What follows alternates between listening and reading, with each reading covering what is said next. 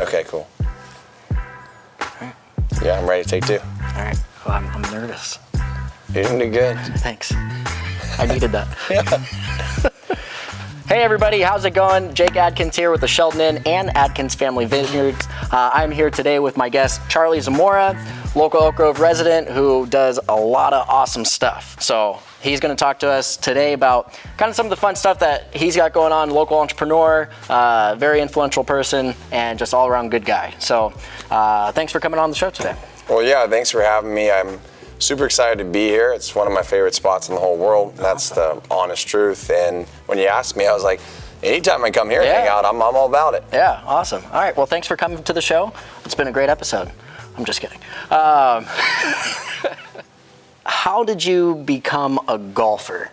Because you didn't grow up being a golfer. No. And first of all, welcome to the show. Yeah, thank you. Yeah, I'm excited to be on the show.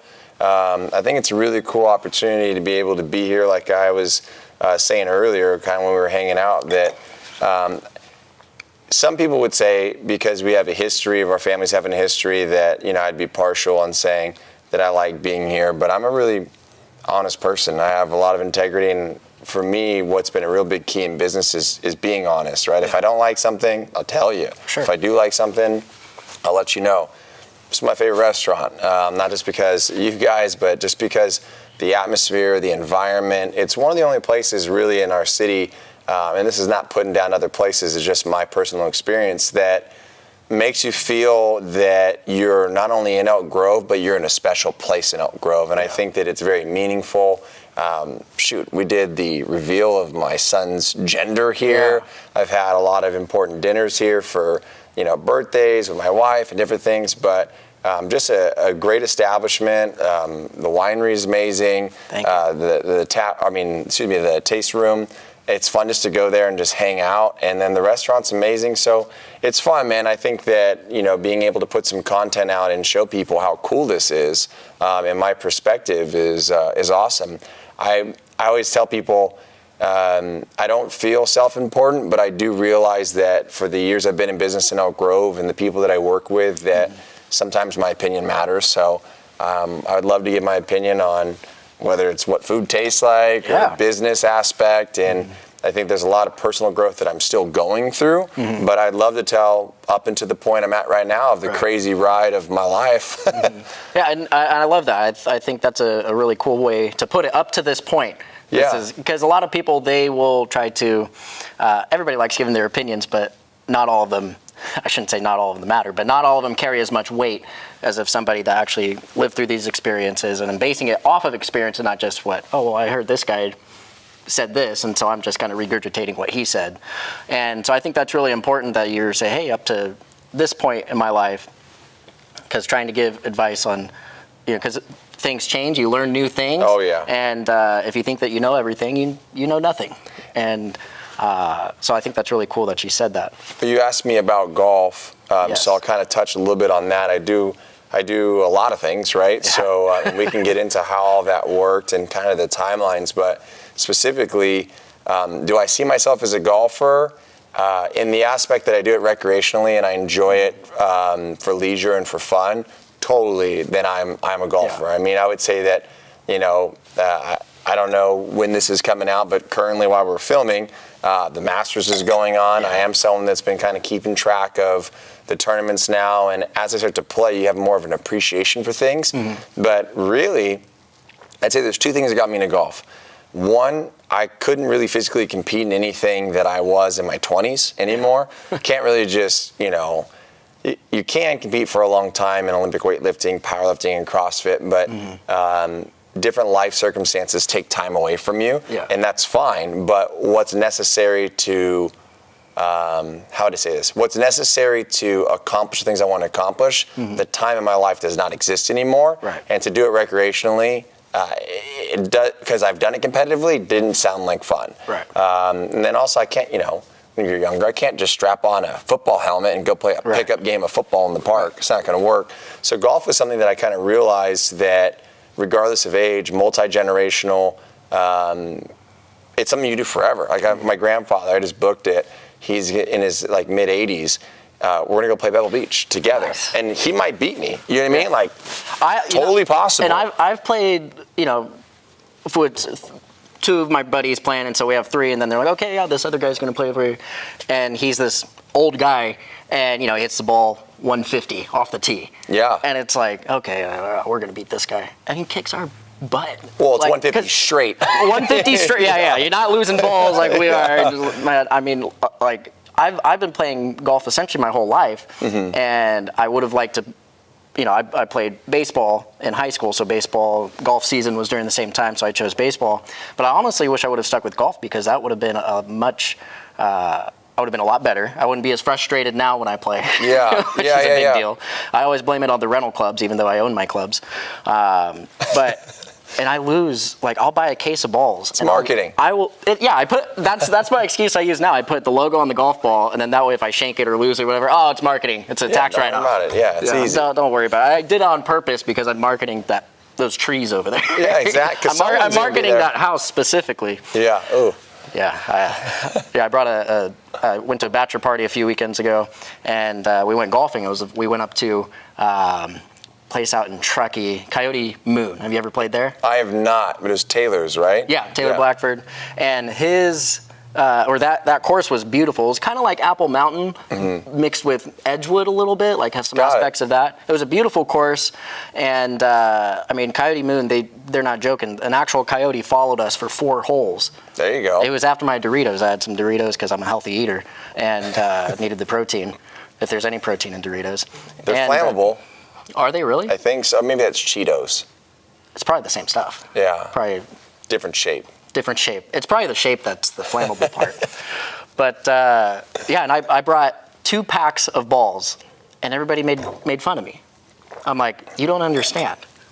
This is how many golf balls I need to not stress out about losing a golf ball, because I know I'm going to lose a bunch, especially with all these trees and all these coyotes. I feel the same way. I feel like if I buy a sleeve of balls, like I have 3, I will definitely lose all of them. But if I have a pack of balls, I might play 2 balls the whole day, maybe, just because I feel like, okay, if something bad happens, at least I have reserves.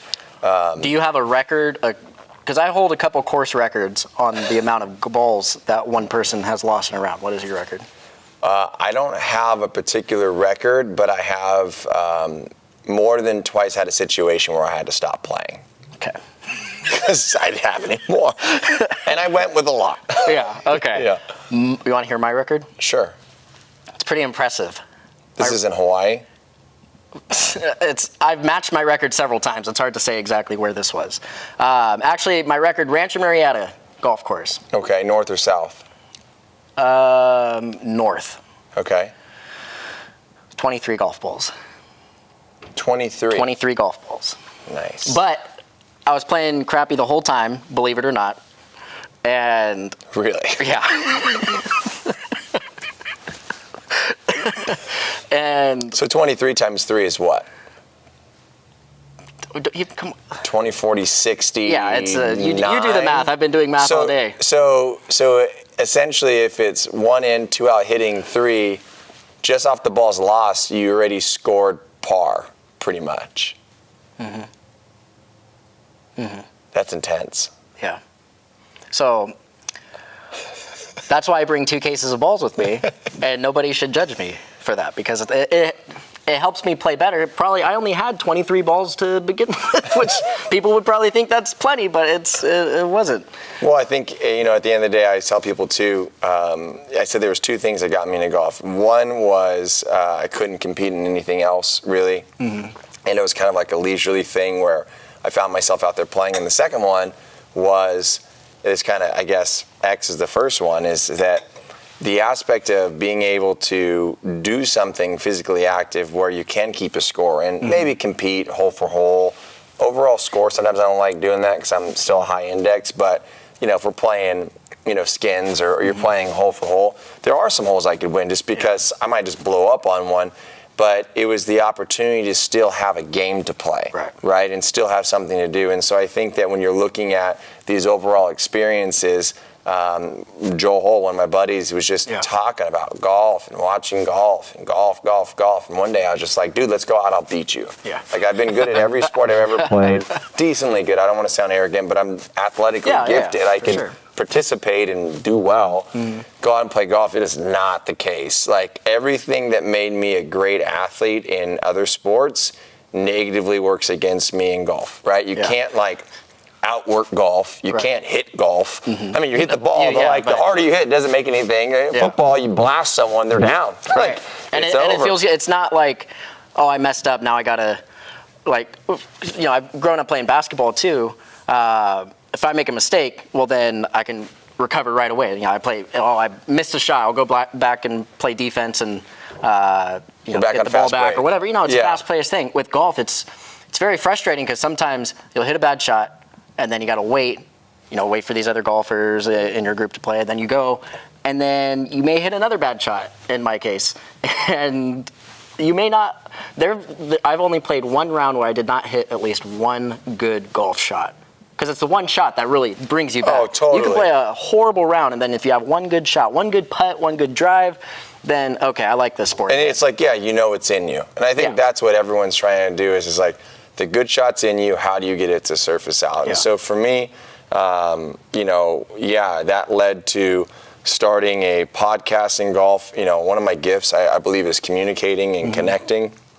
So I was like, I found golf, I like golf, I wanted more people to experience golf, and what I kind of had seen, or my perception was a few things. One, golf sometimes can be seen as an access sport. You have to have clubs, have to know how to play, have to know where to go.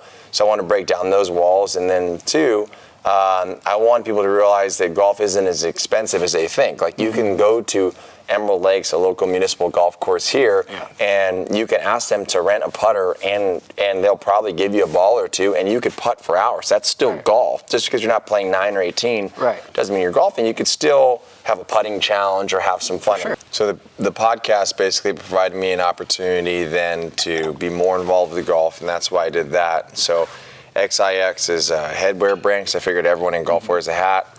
I've done a lot of things in apparel, built and sold I built and sold a big company in the, lifestyle genre, I guess. I went and worked with another big company, kind of as like a hired gun to come in and build out their apparel project, and I blew that up, did really well. And then I was taking a step back, got into golf. I was like, you know what? I'll create a podcast, create a conversation. I'll create some cool headwear. Everyone in golf wears headwear. And then through that podcast, never done that before, just figured it out. Through that, I ended up podcasting with a World Long Drive champion called Ryan Winther. And he is an amazing dude. And, the long story short is, we hit it off. He had a show on NBC Sports, asked me if I'd been on camera before. I said yes. He really liked the way that I conducted myself and kind of my spin on golf.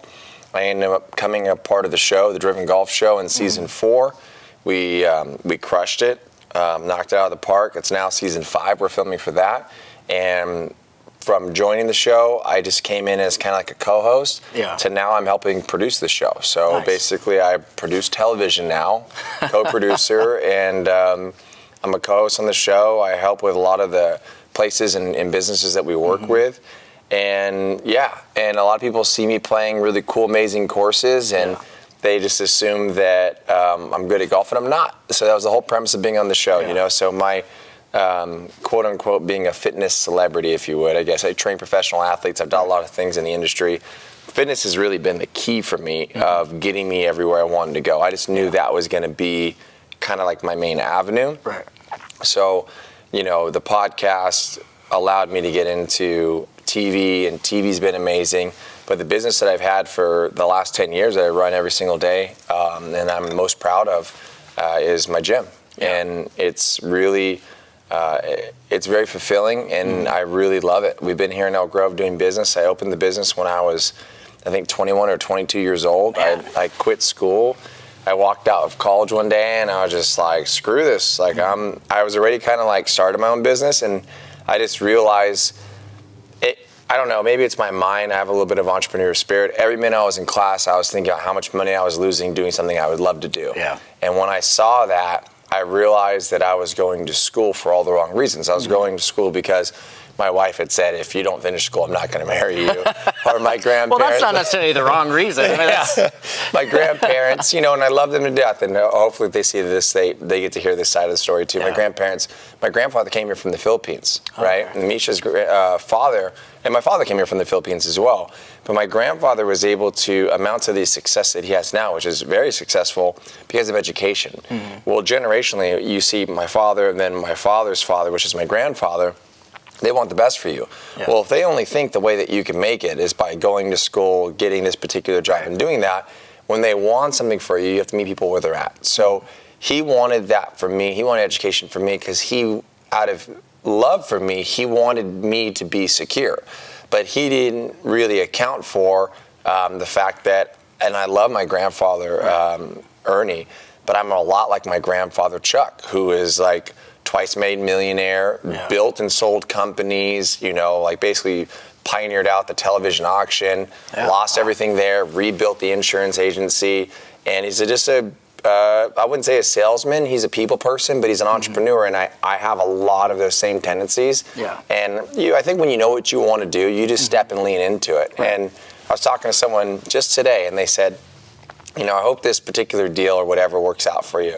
And I said, you know what, if it doesn't bother me. I was just happy to meet that person. I said, what I'm really in the business of is relationships. Right, absolutely. Money comes and goes, things happen, but at the end of the day, you just want to do fun things with good people. Right. And that's why I'm happy to be here doing this. It's like, it's a fun time with a good person. I mean, that's the life experience that we're looking for. Business always amounts to really amazing things when you're not looking for the bottom line and you're looking for two people meeting each other or two organizations or two groups or multiple groups, and everyone feels like they win. Right. When everyone feels like they win, it's a good time. Absolutely. And I think that's what's allowed me to really be successful, I guess, in my scheme. And for me, maybe this is, something you want to talk about later, but like a definition of success for me is never accounted to a dollar amount. Success is like, are you happy doing what you're doing every day? Yeah, absolutely. Like, are you stoked on it? Like, to me, that's what successful is. Yeah. And I couldn't agree more with that. I mean, I've had a lot of friends that, I obviously kind of took the same route that you did. Went to school for a little bit, realized it wasn't for me, and had friends that continued with school, got their degrees, got their masters, and I could not be more proud of those people. And they it's not putting it down. No, not at all. Not putting school down or anything. Different strokes for different folks. Exactly. But what I found interesting was a lot of my friends, because I did a different route than they did, that they were like, it was the opposite, and it just kind of made me feel weird, because I'm like, well, I'm glad you guys are doing that, but I'm going to do it this way. Just because I'm doing it differently doesn't mean that it's the wrong way. Yeah. Just people have different opportunities. Like, there's people that don't have the opportunity to go to college, and so they have to go a different route. And some of those people are successful, some of them aren't, and that's just, there's different opportunities, and timing's a lot about it. And I tell your story a lot because it's funny that you grow up not being a golfer at all, and then you see an opportunity to create this golf lifestyle brand in XIX, and then just, hey, I'm going to start a podcast and just talk to cool people. And, you talk to fitness coaches, you talk to professional athletes and long drive champs, and then just reaching out to him and having him on your show. And then now you fast forward, I mean, you're in season 5 now, but this is all within a span of 2 years. Yeah, that you went from not being a golfer to being the co-host of a successful golf show. Yeah, in actually less than 2 years. And that's insane. Got to play some of the world's craziest courses, and it's got me an opportunity to be an honorary member at Rancho Mérida Country Club, where I get to go and play basically for free. Obviously, there's some things that I do in a way to help the club, but. To kind of speak a little bit on what you said before, and I think that you deal with this, and I deal with this a lot. I don't really speak about it, but someone's perspective is their own reality. So when someone's perspective of what success is doesn't fit their reality, but it is yours, it's hard for someone to digest that. So I think that sometimes when we have the friends or the people in your life that look at what you're doing and they want to make an assumption of it being the right or wrong way, I think what we really have to do is have empathy for those people, because you're just now, this person is just now realizing that there is multiple options, and maybe it's the denial that there can be another. Right. Because when people see someone successful in a different venue, area, or arena without taking the same steps that they were told has to be what success is, it almost diminishes the return that they have for their own personal success. Sure. Absolutely. And someone that might not be as confident in themselves or secure with themselves, I'm not saying this to be rude, it's just being honest, sometimes that's hard to swallow. Right? That the kid that was voted class clown his senior year that was told he had ADHD when he was in the second grade could just go, hey, I'm going to step into this arena and I'm going to crush it. And then 2 years later, I'm doing the things I'm doing, or you're doing the things that you're doing.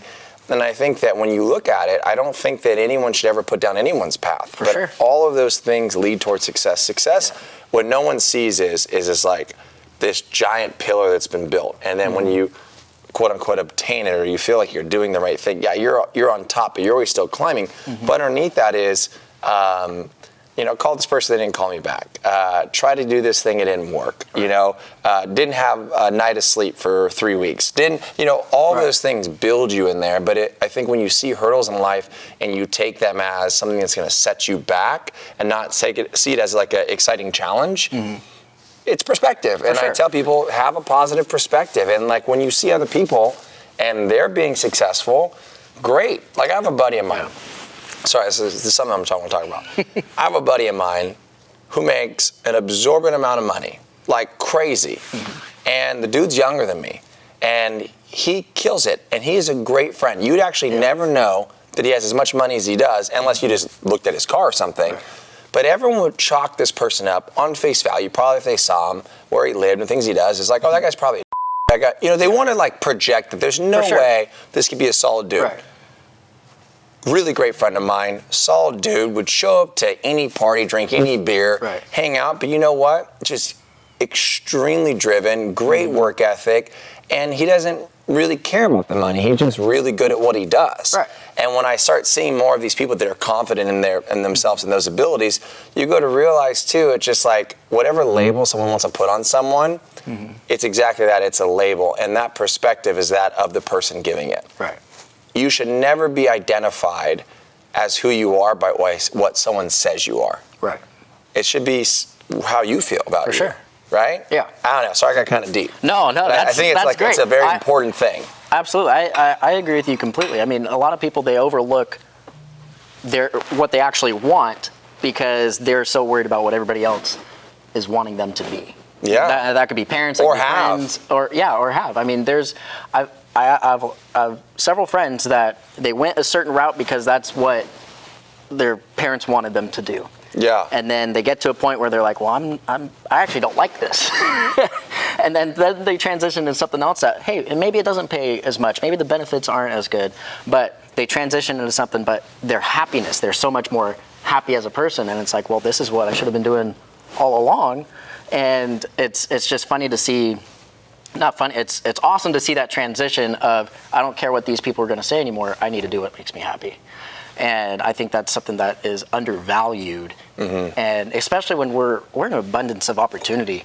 I mean, you think like 15, 20 years ago, what we're doing right now with the podcast and this video wouldn't exist. There's not a platform for it. No. But there's so many platforms to do all these different things.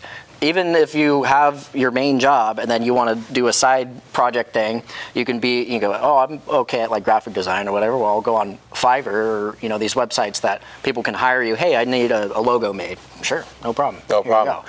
And just learn anything on YouTube. Yeah, you can. I mean, even you think of like Uber and Lyft, and that's a very good point. You can learn a lot of things off the internet to. Obviously you want to make sure you're validating your information because like I said before, there's a lot of people that have opinions, but they don't have experience based off of that opinion. So having the access to the internet like it is now, it's in our pocket. Like 20 years ago, and there's no like, there's no dial-up internet or anything you have to wait on. It's instant. It's right there. So like, it's funny because there's generational differences, obviously. And like my parents, like if I'm on my phone and no matter what I'm doing, they just see a young person on their phone. So they're like, oh, kids and their phones, But then I see them, and then they're always they're on their phone more than I am.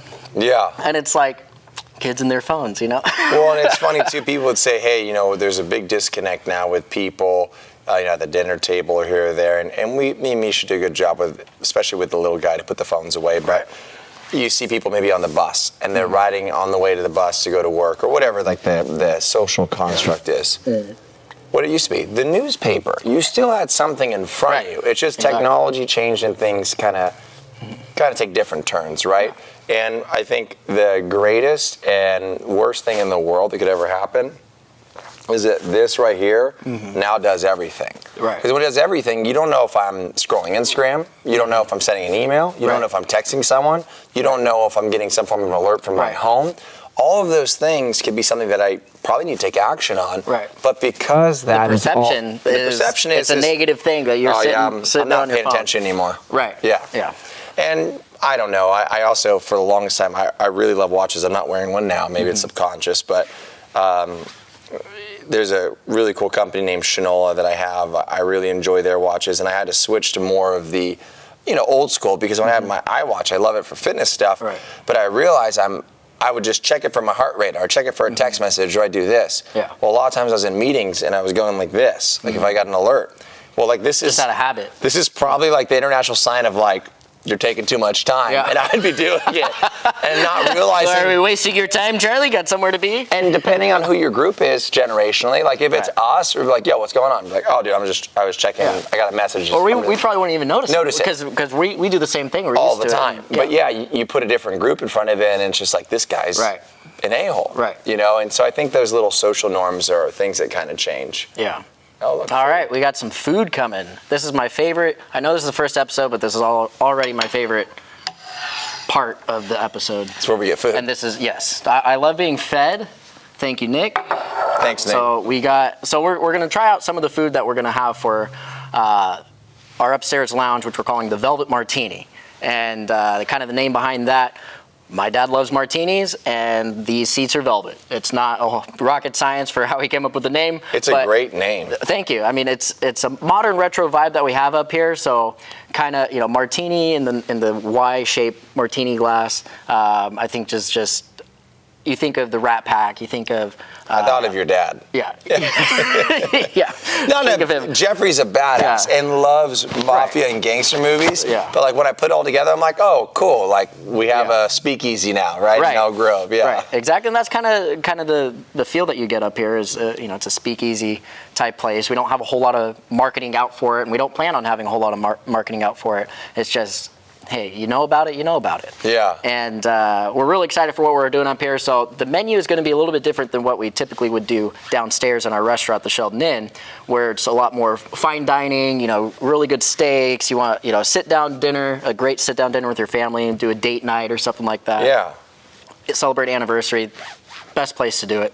But up here, after that, because this is going to be open a little bit later, if you wanted to come up here, even if you wanted to, like our generation, I feel like we like to go like places like downtown, or just like if we're in chill. San Francisco or LA, go downtown and go to a place that has food, smaller food that I can eat, but it's not a sit down dinner with friends, because that almost feels like, for our generation, like too much of a commitment. Yeah. And we like variety. We like being able to, I'll have some of that. Hey, let's just order like a bunch of appetizers and then go crazy and get some good drinks. So we're going to have some specialty cocktails up here that you can't get downstairs.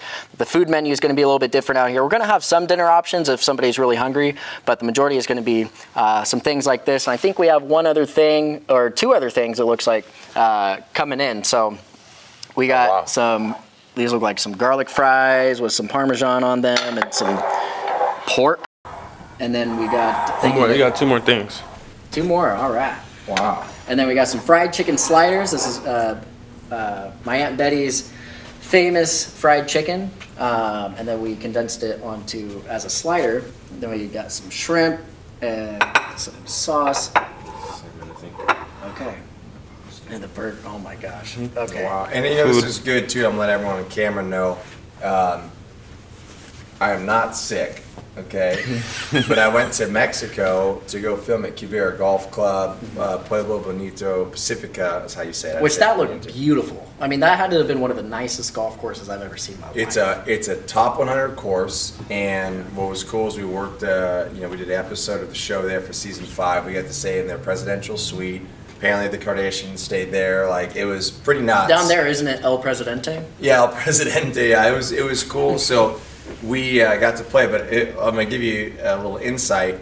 The last day I was there, quote unquote, I drank the water, but I didn't. I just had like a green juice there, and this was not actually on site. It was on the way back as we were heading in, and it's kind of got like a little bit of a stomach bug. So my lips are a little chapped, I'm a little dehydrated, but when I saw this food, this is like one of the first times that solid food looks really good to eat. Yeah. Good. I've been kind of living on soup for a couple of days. That's not a bad thing. Well, it is a bad thing, but I like soup. Well, but being sick is definitely all the weight that I gained from drinking and eating while I was there, it's all gone. Yeah. All right, that's a benefit. All right, well, dig in. Let's try some stuff. So yeah, I'll go to this. I'm gonna start to try fried chicken slider.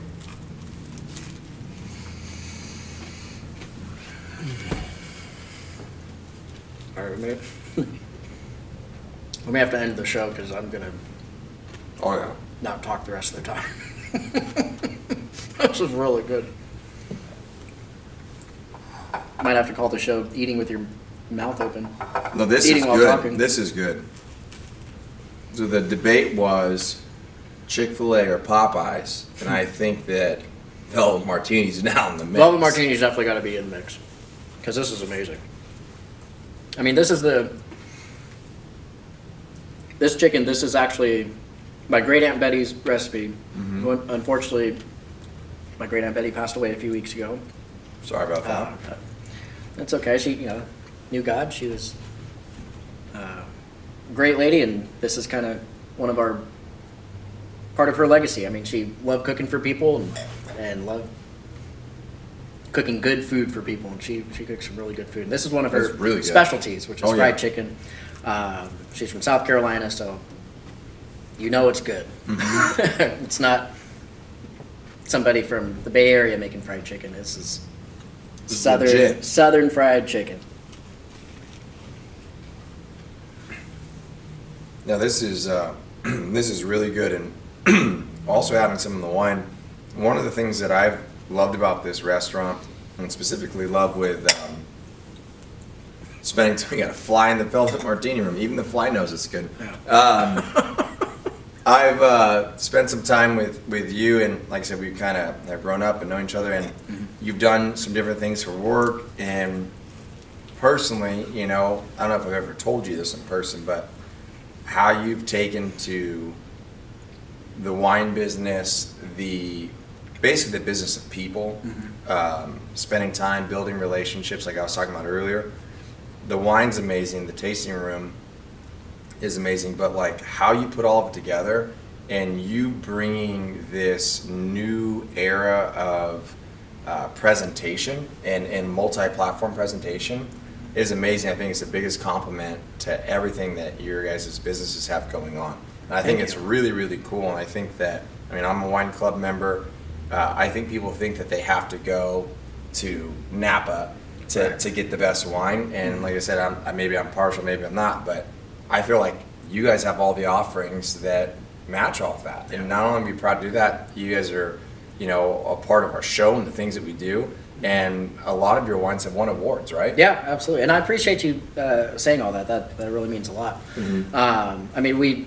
Something that I definitely try to do is, because we took over the Sheldon Inn 5 years ago. We started the winery really in 2012 when my parents bought their property that has the vineyards on it. It's all estate grown, and then just kind of went from there.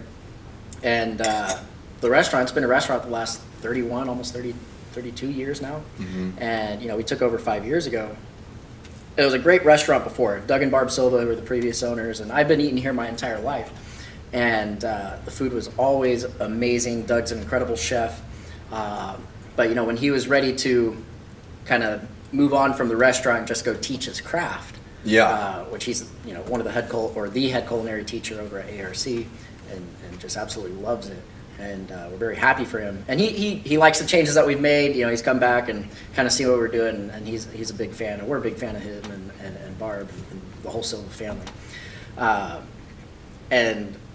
But it's a restaurant in the older part of Elk Grove. Mm-hmm. I mean, I'm not that old, but I remember when there wasn't it was just the red blinking light right here. It wasn't. A lot of people were like, "Oh, well, I remember it was a stop sign." We're like, "Okay, great, good for you." Yeah, perspective. Exactly. Yeah. But anyways, and then us having the property next door, and then being able to combine these two properties, and then put the tasting room and have the wedding venue, and kind of expand the way we've had, and brought in some more staff, and that we're able to achieve the kind of the higher end Morton's type feel, Ruth's Chris type feel that you would get at those places to here. And then we have a very great customer base, and when I mean great customer base, I mean we have great people that come in here, and they love our food, and we love serving them. We love cooking them food, and then with our wine. You know, you're right. You don't have to go to Napa to get good wines. There's a lot of great wineries just on this strip too. Oh yeah. And I feel like this area, it's not known for wine, but there's a lot of vineyards out here. There's more and more wineries popping up. I think this is going to be the new Lodi, excuse me. Those are really good. The new area for wine that people come to. Yeah. And it's going to be a destination place, and that's kind of what we're preparing for. You know, we're on 7 acres here total between the winery and the restaurant. You can start out at the tasting room, which a lot of our customers do. They'll get wine there. We have a lunch menu over there. Get lunch over there, spend the day with us, and then they'll walk over with their wine glass, with their bottle, and come have dinner at the restaurant. And then once we open up the Velvet Martini, afterwards, we're done eating. Instead of going to, driving downtown 25 minutes away, and taking an Uber or dealing with parking or whatever, you're already here. Let's go upstairs. You can keep your park your car over here, come up here. We're going to have live music up here. We're going to do comedy shows. We're going to do a lot of fun stuff up here. So it's a different scene. We're going to have a lot of younger generation of people our age come in here, but everybody's welcome, obviously. But I think the people that are going to feel like they get the most value out of it are going to be people about our age that come in and they want good food. They don't necessarily want to sit down dinner, and they want some specialty cocktails. They want to see their drink on fire. Yeah. And like that's some of the stuff that we're going to do here, and just the showmanship, the experience is going to be out of this world for up here. Well, and I think what's really cool is you're bringing that to a community that typically has had to go downtown to experience it. So basically now what we're going to do is we're going to try this, and this particular thing is called a what? A tartine is what I learned recently that this is called. I don't know all the toppings. A tartine is something that looks like this. I don't know how to explain it. So we have a tartine, and what else did she bring us? So I'm very familiar with this because this is one of my favorite items. This is the Bourbon Bacon Jam Burger. Okay. And that's really, really good, and it's extremely good paired with our the barrel-aged cocktails that our bartenders downstairs make. So they make a really good Manhattan that pairs really well with this. I'm all about that life. That's really, What's really this good. here? Red sauce. It looks like some shrimp, some kind of meat in there, some bread, and some... I don't know exactly what it is. They didn't tell me any of the names for these new dishes. But it looks good. I may have to come up with some nicknames. So basically, here's what's going on. These are some of the small bite options that are going to be up here in the Velvet Martini Room. Yeah.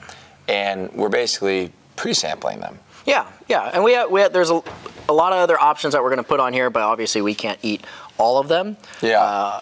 Or can we? We could. But anyways, we're going to get to work to smash this and destroy this because we were very hungry, even though we've been kind of picking at everything. Still very hungry, and you can't have delicious food like this in front of you and not eat it. And so we're going to smash this real quick. But thank you, everybody, for watching the very first episode. I'm still coming up with a name. But thank you for watching the first episode of whatever we're going to call this. Yeah, whatever we're going to call this is going to be great. There's going to be a whole series of people, and it's going to be amazing. But I will say this. this is the first one. I'm stoked to be on it.